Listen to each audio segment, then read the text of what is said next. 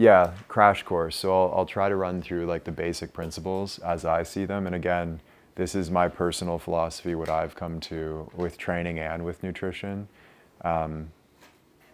Over a lot of years, I will say, but it's also just mine. So if you find different things for your own body, then have at it, develop your own philosophies, by all means. So I'll just offer a starting point. Your boy, Derek Rose, it's like the first one that comes to mind when I think of nutrition.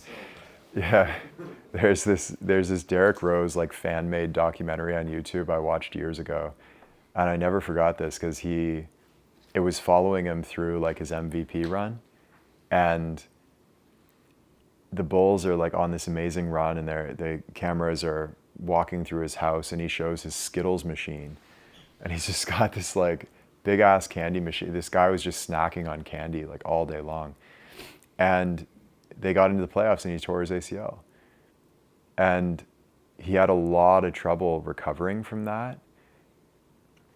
And every time, whenever I think of that, and when I saw that, I immediately thought back to this conversation I had with, the old Italian pro trainer. You guys will remember this, Simon. One day, he gave me this really simple explanation. He's like, your cells are turning over constantly. You basically, on a cellular level, you have like a new body constantly. It's constantly regenerating itself. The building blocks it regenerates itself with is the food you eat, among other things, but that's a major piece. So on a literal level, you become what you're eating. And if you're eating candy and Skittles all day, how well are your knees and like tendons and ligaments gonna regenerate? Probably have a harder time, right? And I thought to Derek Rose, I'm like, damn, you probably should have just gotten a nutritionist. Like it could have really helped. So it's super important, and unfortunately, I mean, the like Western American SAD diet is such a far cry. Basically, the authorities in the nutrition space, it's better today, but in terms of the general public, it's pretty bad. Like I had a basketball coach who convinced our team when we were kids that we had to eat a big bowl of pasta with sauce and like just a tiny bit of meat before games, because he said like you'd carb load, right? Does anybody have coaches say shit like this? It's just like, it's wild, right? It's like you just don't know what you're talking about. You're telling kids to do this. Nutrition is a deep topic. And I think the topic actually goes much deeper than most think. And we won't go too deep, but it goes deeper because there are as many right approaches to nutrition as there are individuals in the world. Everybody's body's unique. And I don't mean like totally alternate. There are principles that apply, but learning your own body on a moment-to-moment basis, like staying in tune with it, as we were saying, Andy, that's the most important point. Learning to be intuitive with what your body needs in the moment. So starting rules that have worked really well for me, at least 12, often as much as 14 hours fasted per day. So it's not like a hardcore fast. It's not even all the way, I don't know if that would be considered even intermittent fasting at that point. Maybe it would, a light version of it. But from the research that I've heard of and looked at, beyond about 14 hours gets diminishing returns over time. Again, I could be wrong on that, but that's what I'm gleaning. And fasting was a really big fad for a while, but they started to realize the cellular autophagy benefits and things like this were like negligible next to even something like exercise. So one thing I do recommend, again, about half the day, don't be consuming things. So if you go to bed, I don't know, what time do people go to bed? 10, 11, 12? If you're going to bed at that time, let's say 10, and you're eating hopefully by about 7, so at least 2, hopefully 3 hours before you go to sleep would be ideal to not affect your sleep. If your last meal's at 7 and you put the fork down by, let's say 7:30, you're not eating again until at least 7:30 the following day. So there's at least 12 hours, ideally even 14 hours, so maybe it would be 9:30. Does that make sense?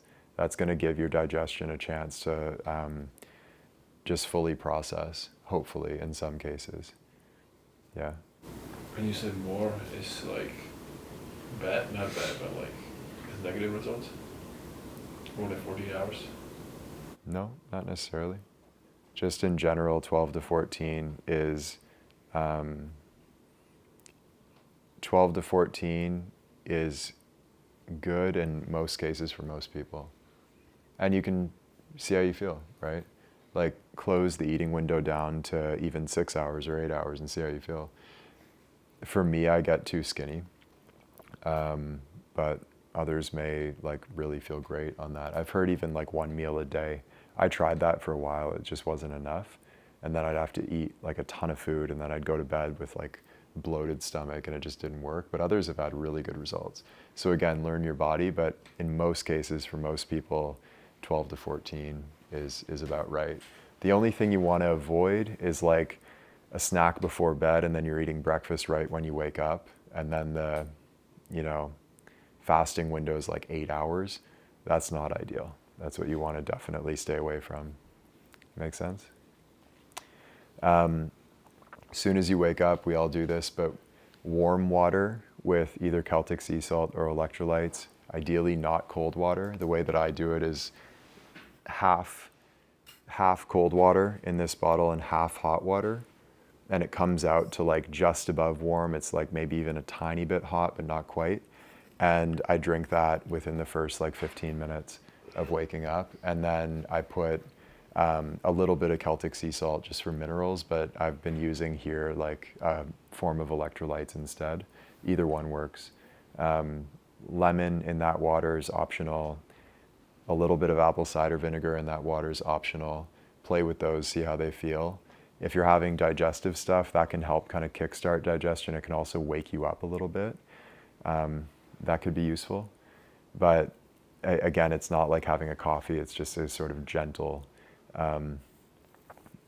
that's pretty much, so 12 to 14, warm water, no water with meals if you can avoid it. Stop drinking water at least 15 minutes before your meal. Fluid's going to dilute hydrochloric acid and disturb digestion. You can have little sips, like that's fine. And if you're really thirsty, that's a sign your body's giving you, so follow that. But having a whole bunch of fluid, a whole bunch of water as you're eating is, you can just picture in your stomach what's going on, right? There's like all this food and all this fluid at once.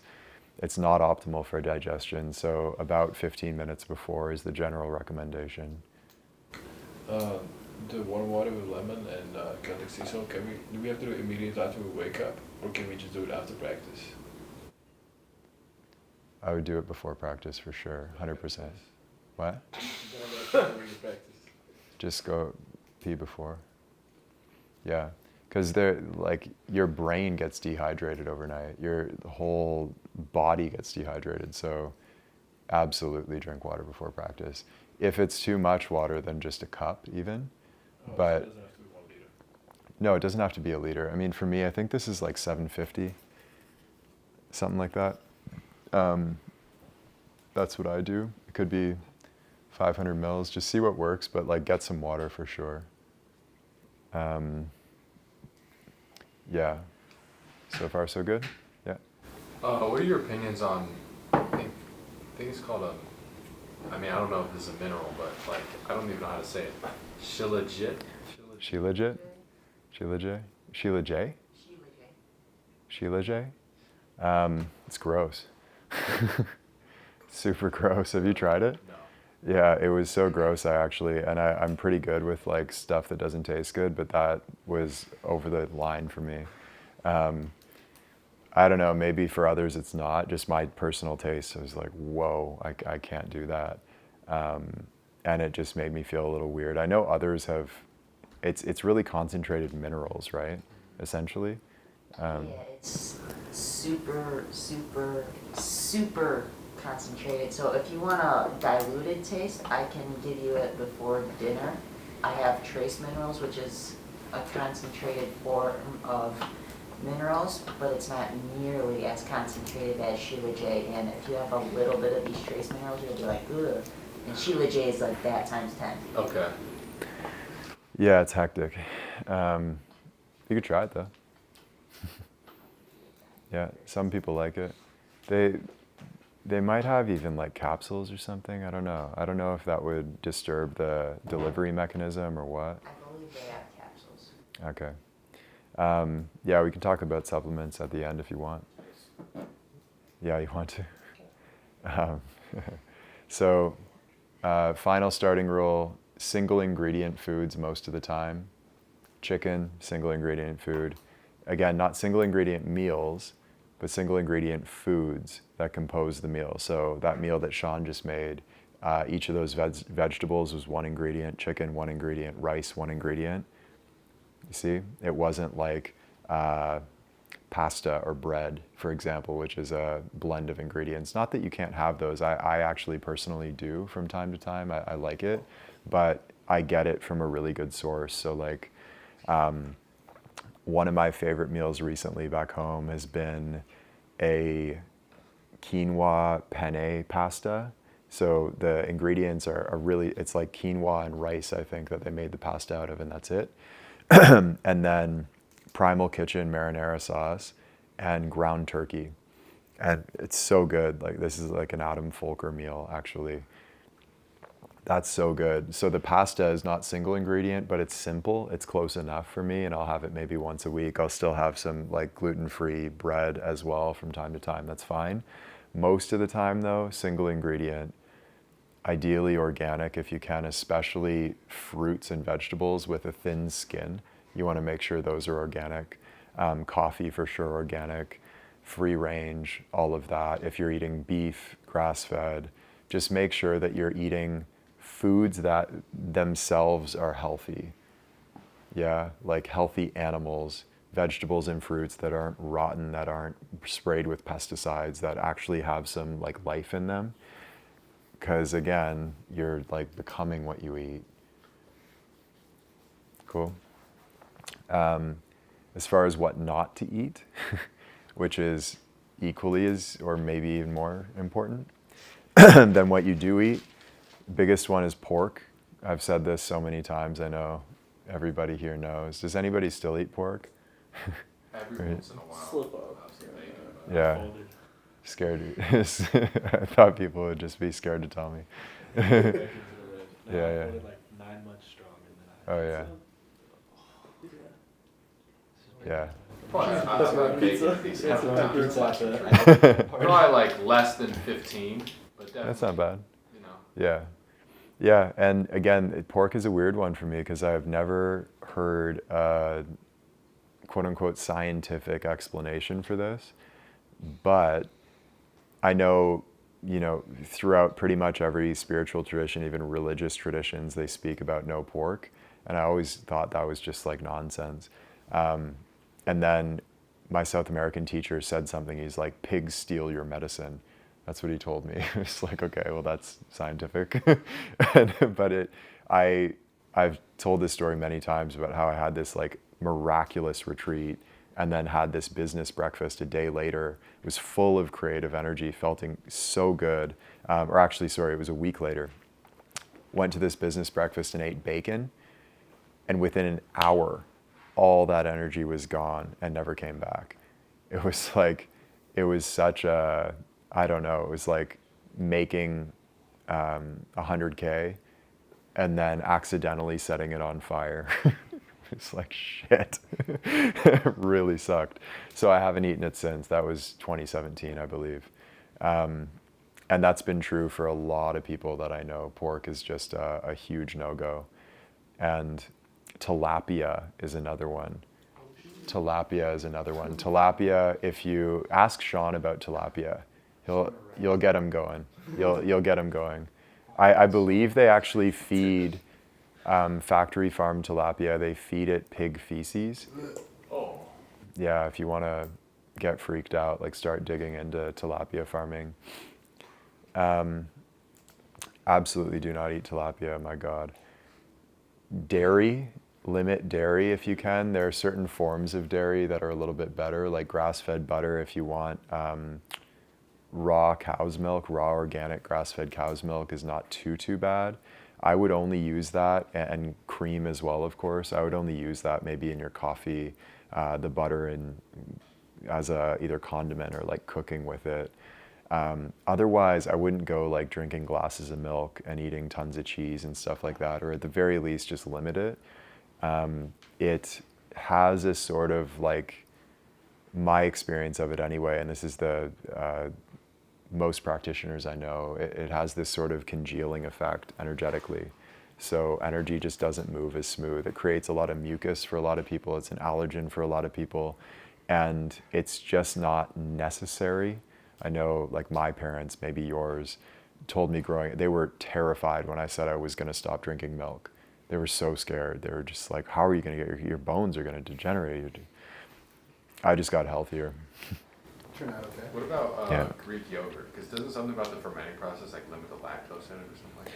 Yeah, so fermented dairy is a little bit better. So Greek yogurt would be a slightly better option. I think, like, I've recently actually discovered coconut yogurt, and it's, again, really simple ingredients. It's like coconut cream and maybe one or two other things. I would go with that personally, but yeah, just see how you feel. It's not the worst thing. So yogurts are a little bit better. But for me personally, I've just kind of moved away from dairy entirely for the most part. A little bit of butter here and there, but yeah. Cool. Is pasteurized dairy like the worst? Is it the worst? Or like, I don't know. I don't know. I'm fuzzy on the details, but I remember like Paul Check going on a rant about it. Is it the worst of dairy? Yeah. I don't know what the worst is, but it's not pretty bad. it's not great. Okay. Yeah. Yeah. Is there a difference between cow's milk and goat milk? Yeah. Come from different animals. Would you say there's a health difference? So I think initially, like, the suggestion was to drink, I don't know exactly, but my experience of having like goat products or like really any type of dairy actually was pretty much the same across the board. It wasn't that different. And again, the best option for me has been the grass-fed butter and then some forms of yogurt sometimes. And nowadays I don't really have any dairy at all except for the butter. So I don't think goat's milk would be all that much better, though I can't say for sure. Peanuts are another one. They're a really common allergen. I know it's not, like, I personally love peanuts and peanut butter, but I just don't eat them. If you notice how your body feels immediately after eating peanuts, maybe for you they're okay. For me, if I really pay attention, I notice my tongue actually feels thicker. My tongue feels like it expanded like 50%. It's not 50%, that's too much, but enough that I notice it and that it feels like harder to talk. That's an immune response, like a low grade emotional or emotional reaction, an allergic reaction or intolerance. So that, I believe, is true for many, many people, and I would guess for most of us here. So peanuts, I would stay away from soy. There's certain types of fermented soy that are okay. Tempeh is like okay. Natto is okay. But generally, like processed soy, I would stay away from entirely. It can be like estrogenic, if that's what you're... Can't be rocking with that. Yeah, yeah. Yeah. It's less June, right? There's this soy paste, I forgot what it's called. It's probably natto. No, it's not natto. I'll think of it. But yeah, it's a type of soy, but it's very cultured and fermented. Yeah, there's Miso, some... miso. Miso's okay. Yeah, miso's okay. That's just good. Yeah, miso's okay. Again, the fermented soy is a little bit better. The obvious one, I'll stay here, everybody knows, but refined sugar. Refined sugar, there's just no bueno at all. Refined? Like shit. Like white sugar. Even, I mean, cane sugar, brown sugar, anything like that, anything with added sugar, just limit it. There's a little bit of sugar, like organic sugar in the chocolate that we eat, but it's 3 to 5 grams at most. Interestingly, like my first ever work project, I did this series of interviews with athletic trainers. This was, Athletic Domination Expo. yeah, do you remember that? Yeah, and one of the interviews was Jeff Cavalier, who at the time was doing, That's an OG. Stop doing this exercise. yeah. So I'm interviewing Jeff Cavalier, and he was talking about how bad sugar is, and I brought up to him that I think I'd learned it from Paul Chek or something, that sugar actually decreases your immune strength for up to 6 hours after you ingest it. So your immune system is suppressed for, again, 6 hours just by eating sugar. And he was like, holy shit, that's even worse than I thought. Like the point is, it really does no favors for your body at all. Everybody already knows this, but a lot of the time I kind of just like, well, who cares anyway? It's worth considering. Like it causes inflammation and all kinds of crap to happen. And the last one is microwaves. I've been heating up in the oven lately. Yeah, Instead of microwave. oven. Yeah. Air fryer. Taylor, what about being in a dorm where like you like the only way I can like heat stuff up is a microwave? Find a way, bro. I Get like a one of those. The air fryer, you can like. Get one of those hot plates or like. Yeah, I don't think that's allowed. I'm not sure if that's allowed. Yeah, it's like no, there's nothing No, to get you bro, back. there's enough cheese. No, You rock with air fryers? Yeah. Hell yeah. This is going back to the sugar, but how do you feel about like monk fruit and like stevia? Yeah, I like that. Okay. Yeah. Okay. Yeah, those are good Gluten is okay, or for some people. It's too much. pardon? What'd you say? Gluten. Gluten. Okay. Yeah, it's like, my opinion anyway, way overblown. But also, some people do have issues with it. Even if it's a low grade issue, it's better to stay away from it. So typically, like, I don't have a huge issue with it, but I still do stay away from it because why bother? There's so many options that are really good these days that don't have gluten. So why? You know, there's no reason. Microwaves, absolutely. Especially if you're gonna use the microwave, Paul, Yeah. don't do it in plastic. Like That's if you annoying as hell. if you put a Tupperware in a microwave, Cancer dish. it's really fucking bad No, I news. use glass bowls. Okay, I mean that's marginally better, but it's still not Damage good. control. Yeah, I mean, don't they have an oven or something? Like, Well, I'm not sure.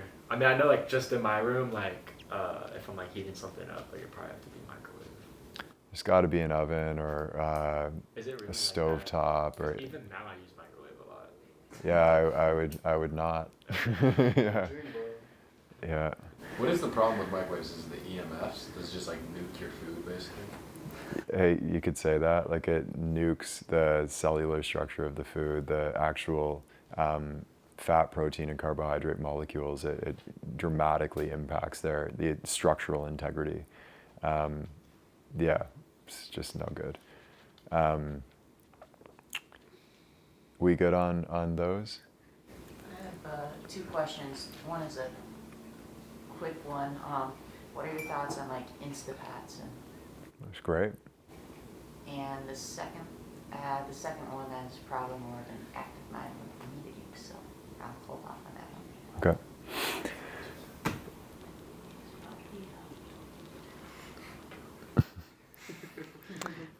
Minimizing, not eating, but minimizing, if you can, foods that are very strong in nature. So like very spicy stuff, chili type spice, onions, garlic, things like this, cayenne pepper.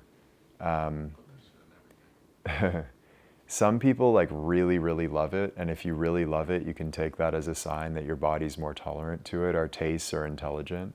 That is okay, but typically onions, garlic, cayenne pepper, spicy things, these are actually medicines. They're not necessarily used as foods traditionally, at least in, traditional Chinese medicine, Ayurveda. Something like ginger or turmeric, that's okay. That's not considered super, super strong, but you can imagine, like, onions make people cry as they're cutting them. It's very, very strong. So they're used medicinally more so than they're used as food. So to eat them consistently, if you look at Chinese medicine, garlic and onions, they'll say actually block qi and like block karma even. It's really wacky. I don't know the validity to that, but I've heard all kinds of stuff. So Does it matter if they cooked? Like, does it kind of like decreases the? I mean, I wouldn't eat them raw. Raw onions and garlic? Probably not, but Right, there's raw onion pieces. yeah, I mean, sometimes I eat that. A really important point here is not to be fanatical about what you're eating. I always, always feel better when I'm playing it loose. Like, yeah, go to Chipotle, and once, I mean, I don't do it very often because there's no Chipotle in my town. I don't know why, it's crazy to me. But I would probably get Chipotle like, twice a week, something. I'm not worrying about the guac. I'm not eating it like, oh my God, this is so terrible. There's an onion and my karma is gonna. No. What'll mess up your karma is constantly worrying. That's like fear response directly to the stomach, directly to the digestion, which is going to mess up even the healthiest meal. So, fear is the least healthy ingredient. Is too much Chipotle a negative? I think I'm at like 4 or 5 times a week usually, just because it's like I need to like get something, and like it's probably better than like other quick options. How does it feel? Great. Yeah. At your age, I don't think it's a problem. And for you specifically, but again, I know I sound like a broken record, but I need to reiterate, like, just tune into your body. Like, see, you'll know if it's a problem, as long as you're paying attention. I've done that. I went through a phase when I was living in New York, I just ate Chipotle like every day at lunch. I'd get two bowls every day at lunch. Oh, God. That's the whole Mosey. Didn't eat it every day. Yeah, that was pre-Hormozy. So you're the OG. That was- Chipotle consumer.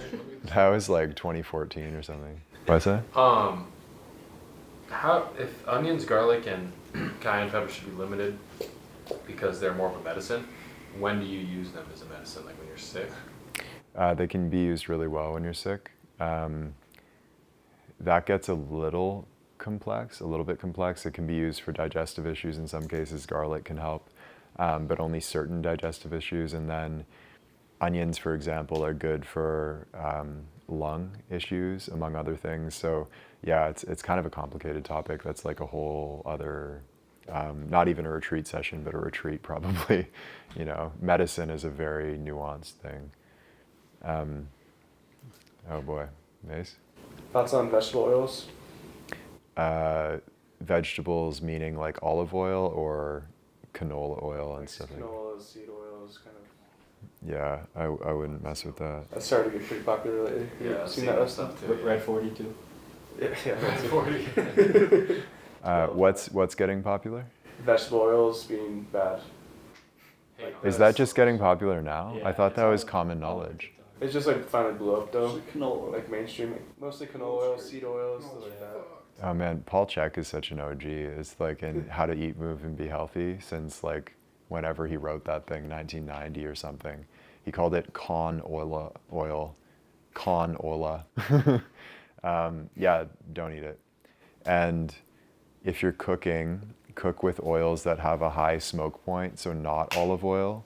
It can destructure the fat in olive oil to cook with it at a high heat. So cook coconut oil, red palm oil is another option. Ghee is another option. Even a little bit of like grass-fed butter sometimes is okay. Others, Kyle, that I'm not thinking of? Avocado is another common one. To cook with? Yeah, I've never personally used it, but it's said to have the highest smoke point, even higher than coconut oil. Really? Yeah, but like I said, I've never personally used it, so Okay. I can't say for most. It stinks Okay. so bad. It stinks? Exactly. Does it? Sticks. Like eggs don't Oh, work stick. on avocado oil for me. Coconut oil is a good one, honestly. All things being equal, unless you have a problem with coconut in your body, some people do. It's pretty reliable for cooking, and it's not expensive these days. Ghee is good as well, which is clarified butter. It's butter without the lactose. Yeah. What do you Anything think on about that? Beef tallow. Oh, Beef those are tallow. good too. Yeah. Is that like a It's Liver beef King fat. thing? No, I mean, yeah, probably. They say that a lot on the social media. They're like, give her casinos cook with beef tallow because it's like higher in saturated fat. I mean, beef tallow, I think Paul's been talking about that, like duck fats, things like this. I don't personally, because I don't really, I'm not against it per se, but for me personally, I don't eat cows or red meat ever these days. I would, I guess, in the right situation if my body felt like it, but I just don't. Yeah, I don't know. Something for me just doesn't feel quite right about that. Like really heavy doses of saturated fat, still to me, a certain amount for sure is healthy, but beyond a certain point, like if you're loading up on beef tallow and things like this, red flags go off intuitively for me. Again, just my opinion, but. I'm interested in like personally studying like TCM and particularly like the organs that are associated with emotions. Do you have any books that you would recommend for that?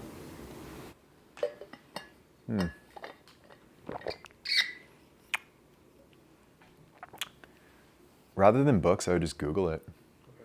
If you Google, there would be TCM charts with like organs and their correlations and their the elements, even 5 elements in Chinese medicine. 5-element theory is very powerful. I think Bruce might have a course on that. Montauk Chia would be a place to look. But it's really, I mean, if you want to study it, then I would go take a course. If you just want to kind of geek out for a moment, just Google. Yeah. Minimize cold foods in most cases, like really cold things. So water that, like iced water, for example, things that are chilled, raw, uncooked things like cold stuff. This gets into intuitive eating a little bit because there are times and places where those things can be quite nourishing depending on the climate that you're in. So if you're in a really hot, like tropical climate, for example, cold things can regulate the body. But for most of us, especially in the Western world, in most cases, at least lightly cooking your food is a really good idea. It's sort of like a pre-digestive mechanism. What about like freezing your food or eating like frozen vegetables? Yeah, I personally don't do that. Like I literally don't even drink cold water. I'll drink warm water. And I noticed just this week I was drinking cold water and my digestion is almost always perfect, like no issues at all. And I've had not bad, like just minor discomfort. Switched back to warm water and I felt better. Even when I make smoothies, I think you guys saw me doing this. You're like, what are you doing? I was putting frozen blueberries, and I do this every day. I'll put frozen blueberries in a little pot with coconut water, whatever else I'm mixing in, and I'll heat it up just until it's like lukewarm. So I won't even do a frozen smoothie. That for me has been wildly helpful digestion-wise. And again, I've had digestive issues off and on in my earlier years, and I've cleared pretty much all of it. Like I have no complaints at all at this point. And a big turning point for me was cutting out cold, raw stuff. Cool. Another one. So chemicals in hygiene products especially if you're doing spiritual work, fluoride.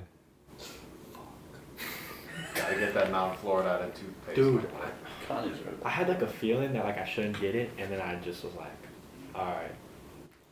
Trust that, man. That's good intuition. Yeah.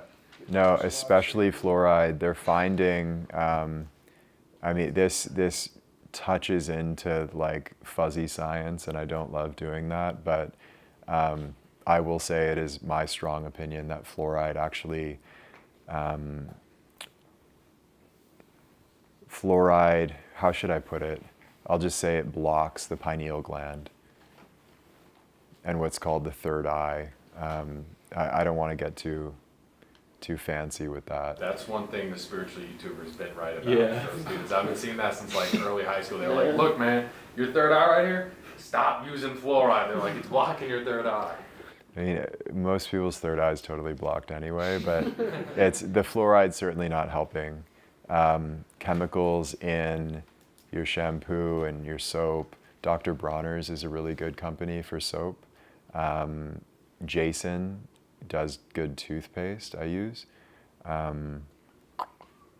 For me, and this might like freak a lot of people out, I'll just say it anyway. I personally don't really use soap or shampoo, and all I use is an unscented deodorant, and that's it. And I've been that way for years and years. I haven't gotten any complaints yet, and I like smell myself and I'm good. And I think a lot of that comes from just like getting cleaner internally, and less is needed. And my hair, I was like really freaking out in, I think it must have been like early 2015, late 2014, because I started noticing I was kind of like losing hair up top for the first time ever. And that just like, just spun me out for a few months. And I stopped using shampoo, not for that reason, but just intuitively. I just felt like, oh, I don't need to or don't. And my hair like completely stopped coming out. So I don't know if that's correlated or connected, and my hairdresser continues to tell me that I need to use shampoo or else I'm gonna lose my hair, but it's been the opposite for me. And I just feel like it's just not only like it's stripping a lot of the natural oils from your hair and from your scalp, it's also often full of a whole bunch of crap that we don't understand, and you're putting it on your head and it's absorbing through the skin on your head, like next to your brain. Yeah, something about that just doesn't feel right to me. And so that's what I've landed on, is like water and unscented deodorant. And I feel like perfectly fine with that. Not that you have to do that, just monitor the Dr. Bronner's soap again, good one. Shampoo, I'm not really sure. I think you guys have Native, right? Native and Dr. Squatch are all clean about Dr. stuff. Squad. Dr. Squatch does ask me. I load y'all up with the good stuff. It's like paraben free and stuff, all that jazz. What do you do about fluoride with your dentist? Yeah, that's what they got me, bro. They take Matrix. Oh, like when you're there. Like you always have like the fluoride paste they do. You need to chew like raspberry mint. I mean, you could just tell them you don't want to do that, or just don't sweat it because it's one time. It's not great, but it's not going to kill you. Every 6 months. Yeah. So one fluoride trip at the dentist doesn't reverse all spiritual work. No. They're You're going straight down to stage red next time. You Stop you from saying that because you have too much fluoride. You don't do that, those two. Used to. I haven't in a long, long time. Like, I'm not even sure how long it's been. Yeah. Free dental care's coming to Canada, so. It wasn't the cost. So we'll get into what to eat. We're talking about what not to eat, what to eat, a protein, a fat, and a carb with every meal. Ideally, a vegetable as well. If your carb or fat are a vegetable, like for example, avocado, I know that's technically a fruit, but I treat it sort of as a vegetable. Like one of my favorite little simple meals to have is chicken, sweet potato, and avocado. and so you wouldn't need to add a vegetable. If you didn't want one, you could. That's like a simple, easily digestible meal. Tastes good even though it's simple, and the sweet potato is sort of a vegetable. The avocado, again, is sort of a vegetable, but you're covering all the bases. So you could do it that way, or if you're having, say, like white rice, basmati, jasmine rice, not basmati. No, I meant to say jasmine. Jasmine would be. Like, don't eat basmati rice. Basmati's okay. Typically, I think jasmine rice in general is more easily digestible, but basmati could be okay. Yeah, sweet potatoes, white potatoes are okay. Just notice your blood sugar reaction with the white rice as well.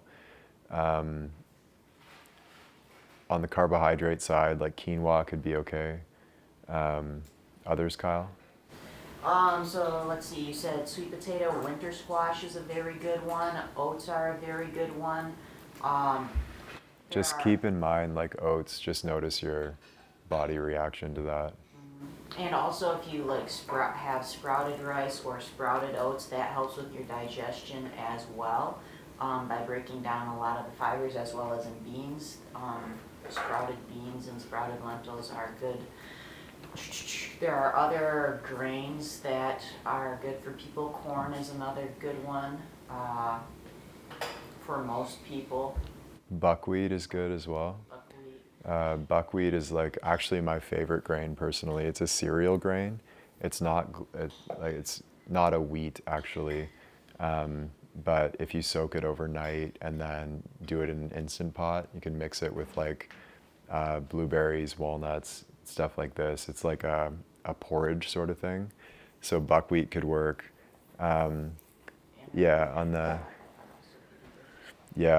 The basics honestly for me, like sweet potato, maybe some white potato sometimes. I'll like cut them into fries and do them in coconut oil in the oven. So they're like sort of French fries. They are French fries really, just not the fast food type. And white rice. That's kind of it.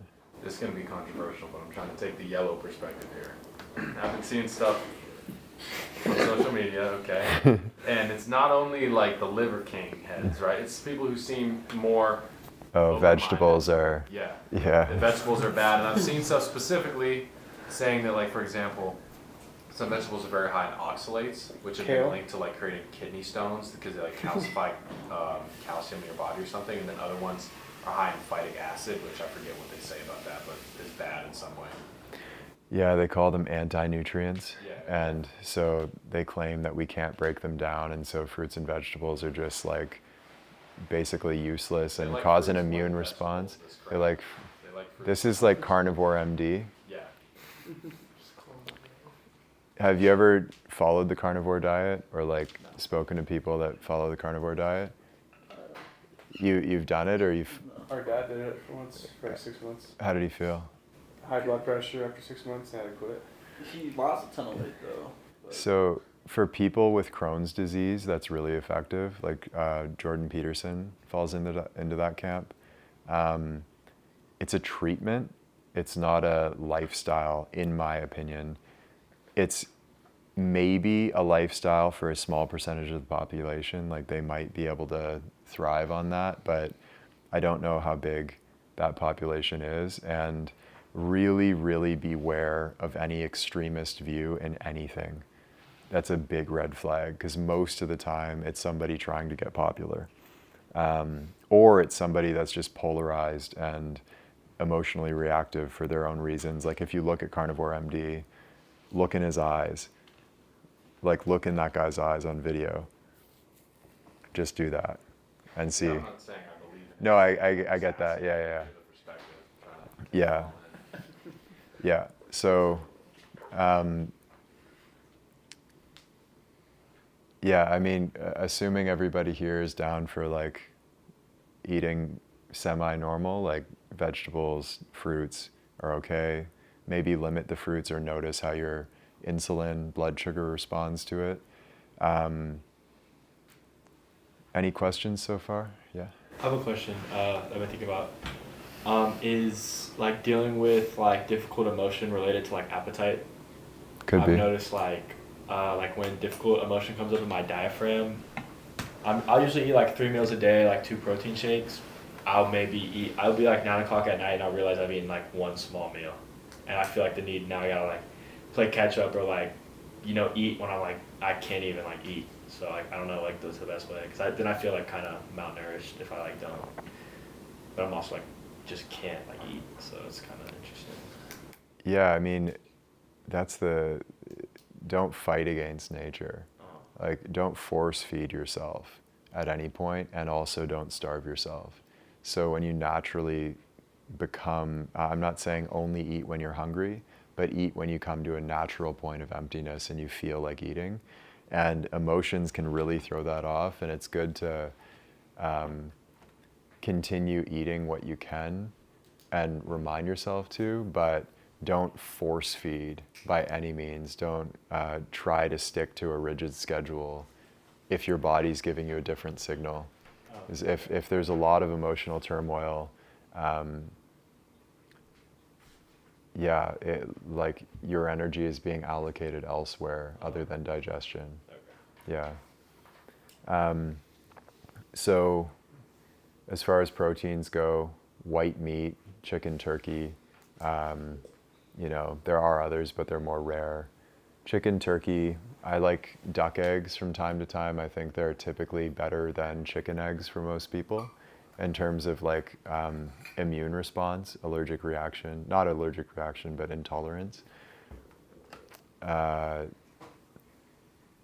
You can do a little bit of like grass-fed beef if you want to. If that feels good for your body, feel free. For me, like no part of me has felt drawn to it. If you're doing like spiritual cultivation strictly, then once a month is typically maybe once every 3, even 2 weeks in some cases, but generally like food gets lighter when that's your goal.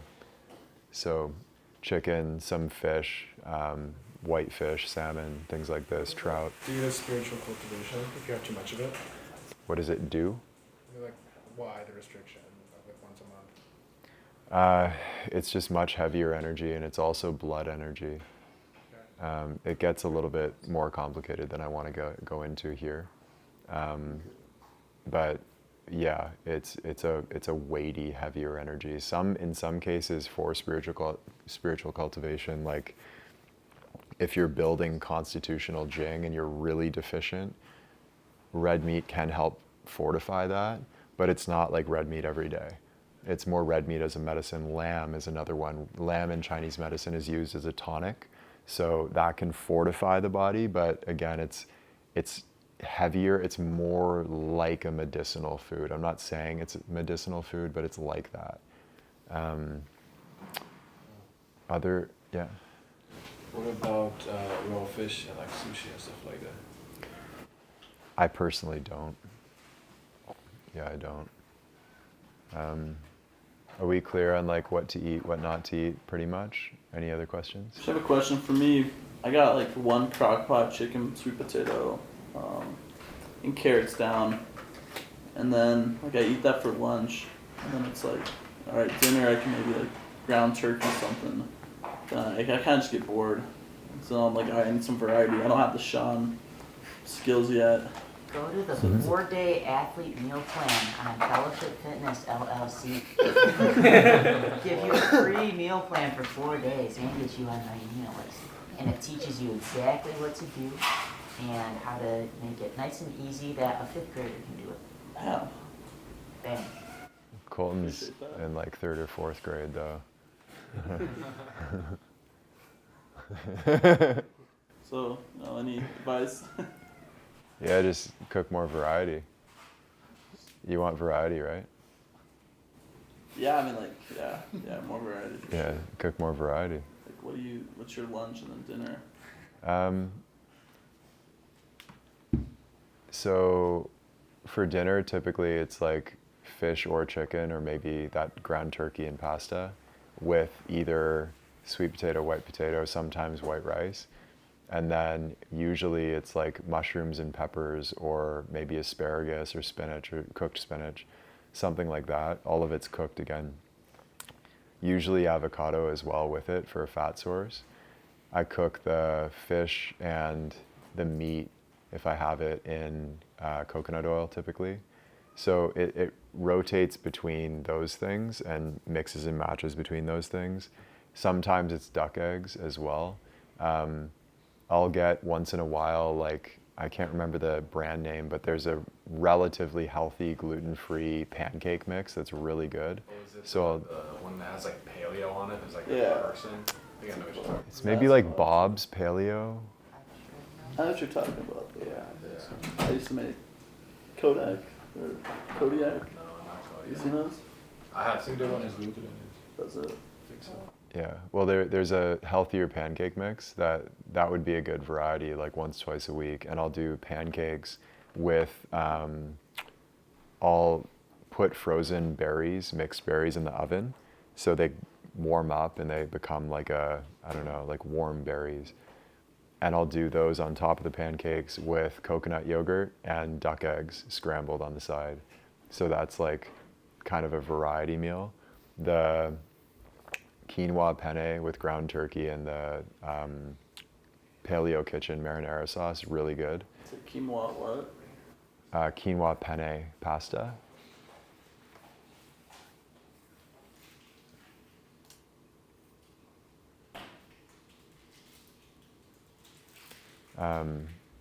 Yeah, it's pretty much like just mixing and matching those foods. So you can kind of go a lot of different directions with it.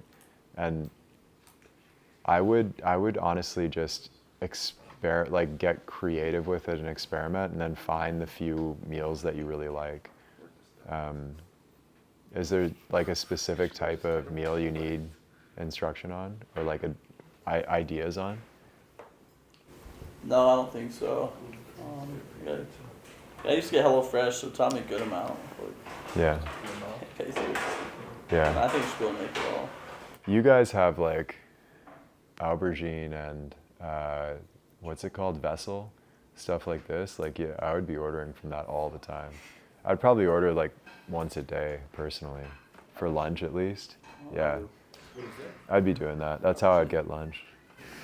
I think That's so. all we had. What is it?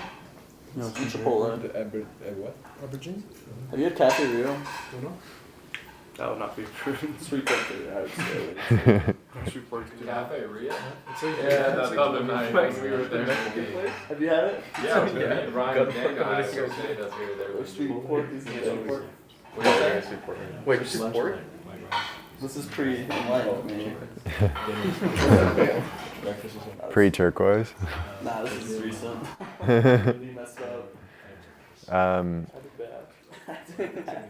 So One question. So, realistically, I don't think I can afford this diet. Do you have like a budget model, or like how much should we sacrifice in terms of like trying to eat this way, or versus just like getting food? Period. That's a good question. well, you can get pretty simple healthy foods in bulk, like rice, potatoes are pretty cheap generally. If you can't do organic, then just wash the food. You can get, it depends on where you buy them from, but places like, I don't know if you have this, Costco or big chain models like this, they actually have really good sourcing for produce and for their food. So it's usually really high quality actually. There was a woman in this health food chain in San Diego who said that she, who manages that health food chain, actually gets her produce from Costco because it's better, she said. So you could do that, and then you could get meat in bulk, or you could get meat even from a farmer locally and just freeze it. So it does take a little bit of creativity, but you can certainly do it for sure on a budget. Yeah. So freezing, buying in bulk at Costco, and it's like cheaper options, I guess. Yeah, I would look at Costco and just buying things like that way, really. And rice, potatoes, stick with just cheaper options. Yeah, you can use like olive oil is relatively cheap, and you get a lot for what you pay for like a fat source. Instead of buying avocados, which might be more expensive, just use like olive oil in your food. Yeah, you got options for sure. You can do it. Somewhat light on the seasoning. Again, like you don't have to be super restrictive with it. You don't have to be, but keep it somewhat simple. Like the body does tend towards simplicity. You can still use like organic herbs and stuff like that. You can use Celtic sea salt, black pepper, you know, I don't know, name your seasoning. Like different sauces are sometimes okay depending on the source. Primal Kitchen has some, but just don't go too overboard with like crazy seasoning. As far as sweets go, like I tend towards organic dark chocolate of various kinds, like stuff that we have here. Just try not to jack up the sugar content of the meal through the dessert. If you can do it, I'm all for dessert, but having like a huge cookie and ice cream or something like that is going to completely throw off your system and the balance of the meal. And those things, if you notice, at least what I found is that I don't actually enjoy them all that much, or as much as I think I will. The ice cream is always more attractive before I eat it than it is during, and then afterwards I feel like, why did I bother eating? It wasn't as good as I thought. So just take note of like how satisfying these things actually are, and whether or not you still want them. You know, no hard and fast rules. If you want to go for it, you can do like 2 pounds of steak and then fill the rest with cookies. That has happened before. Yeah. Never skip dessert. Mosey style. But yeah, that kind of covers it for the like smaller stuff. Drink warm water, coconut water, tea. So a little bit of almond or oat milk is okay. Try to get the ones with simple ingredients. There's like a almond milk I use that has 4 ingredients.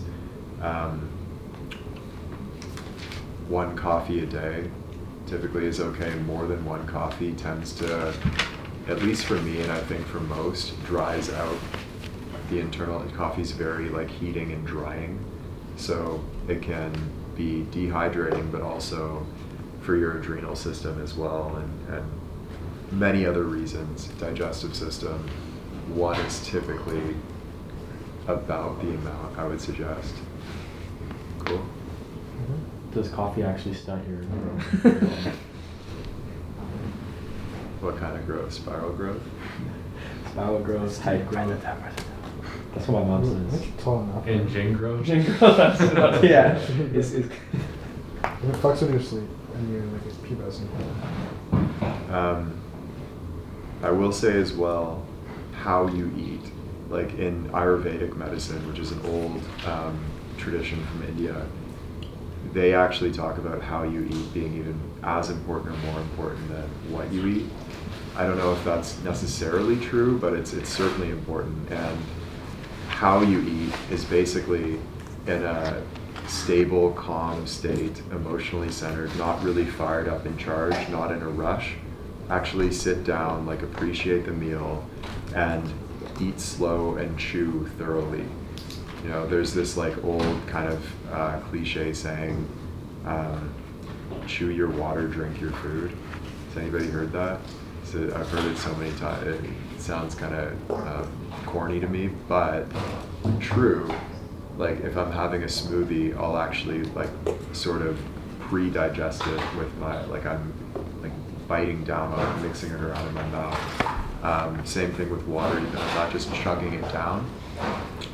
With food, I'm chewing really thoroughly. Adam Folker used to make fun of me because he'd be completely done and I would be like a quarter of the way through.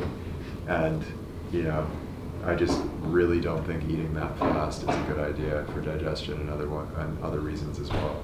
So just slow down, take your time with it. And if you're energetically or emotionally really charged, if you're rushing around, that's not the state to eat in. If you're in a sympathetic state, nervous system wise, if you're activated, eating is typically not a good idea. That's not a digestive state. Shift yourself using breathing or any of the other techniques, then eat. And finally, with input, when you're eating, notice if you're watching, like I'll watch a show or something, a really light show, really take note of what your wife, it's like aggressive Game of Thrones style, or even I won't watch UFC while I'm eating for that same reason. Anything with distorted or like intense energy is going to affect the digestion and the energy of the meal as well. Cool. One huge thing for me this past 3 months or so has been walking briefly after every meal, even if that's just like up and down the stairs a few times. Just get your body moving and blood flowing. Doesn't have to be a lot. It can be 5 minutes or 10 minutes, but walking after meals is so useful for digestion, assimilation of the food, blood sugar, blood pressure, all of that. So if you can just move around a little bit, don't immediately go and lie down, take a nap after, like move your body to move the food through.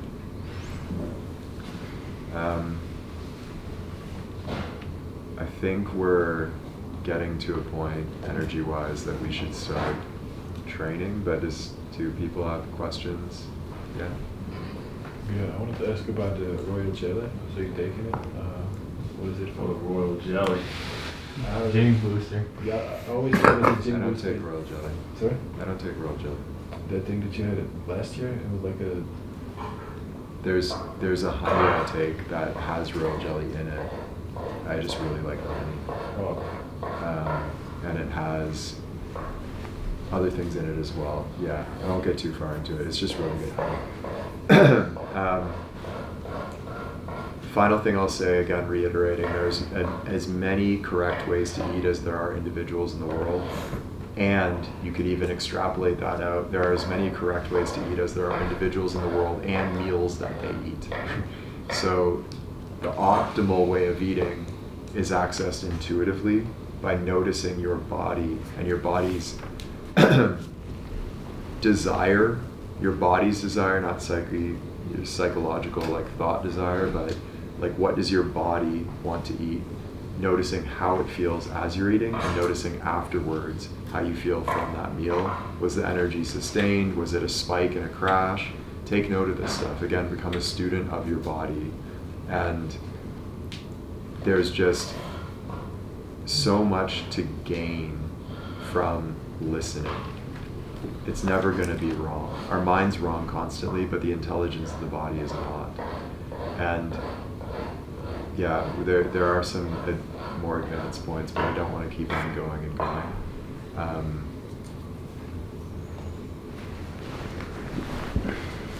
Final point, and this is kind of a sub-point to intuitive eating. That also includes noticing what your body's requirements or what your body requires changes with the seasons. Different seasons, different temperatures, different environments will have different physical requirements. So if you're in a tropical climate, that's a very different type of diet that's going to feel good for you, most likely, than like a cold mountain climate, for example. Canadian winter, very different than Hawaiian summer, and even like fall, and it changes constantly. So our body's requirements change with the seasons. In the summertime, we're eating cooler foods, again, usually cooked, but we're not eating like a lot of spice and a lot of like heavy stuff in the summertime. So just take note of that, and it's going to be different for everybody, but I really encourage more than anything intuitive eating, but intuiting with the body, not with the head, and what you crave, but what your body is like resonating with. Makes sense? Cool. Okay, it's longer than I thought it would be. I was thinking talking for like an hour at most. Satisfied? Workout?